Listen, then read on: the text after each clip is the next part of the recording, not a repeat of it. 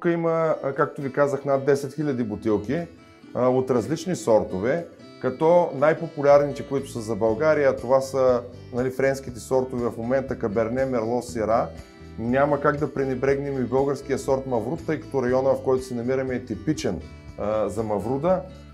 Интересното тук в случая, това, което го няма в другите изби, е, че специално тук имаме бутилки от експериментални вина. Сега ще отворя малко завесата и ще кажа по-интересни неща. Примерно за сорта Мавруд правим експерименти относно влиянието на подложките, или това е кореновата система, върху качеството на виното, влияние на формировката на лозата върху качеството на виното, същевременно влияние на клоновата селекция върху качеството на виното и влияние на листната маса, т.е. това е един коефициент, който е обем листна маса към килограм или грам грозде, което е едно от иновативно направление, нарича се Canopy Management, като идеята там ни е да моделираме гроздето в посока, в която ние искаме да бъде, като създаваме оптимален микроклимат на лозата.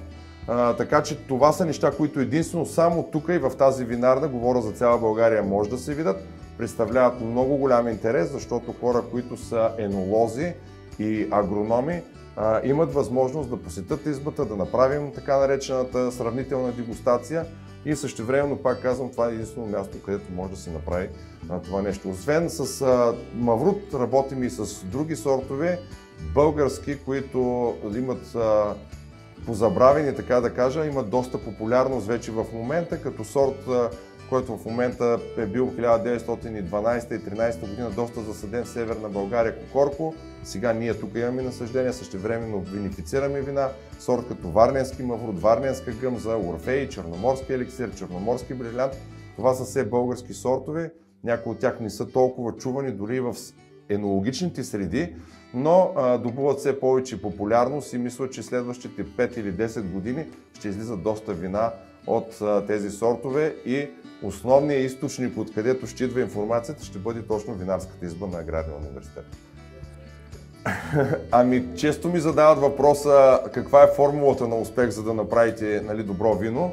Аз не я крия, ще я кажа. По принцип, много важно е да имаме перфектна суровина, това е много важно, добра хигиена и идеална технология, за да получим много добър продукт. Това са нещата. Когато ги следим и ги спазваме тези неща, почти никога нямаме проблеми. Разбира се, винаги може да се получи някаква изненада, тъй като знаете, че това са процеси, които реално се получават от микроорганизми, в случая дрожджи, които ферментират захарите, ги превръщат в алкохол, но при един добър контрол, при едно следение на ферментацията, почти никога не може да се получат проблеми, когато, уточнявам, суровината е била добра.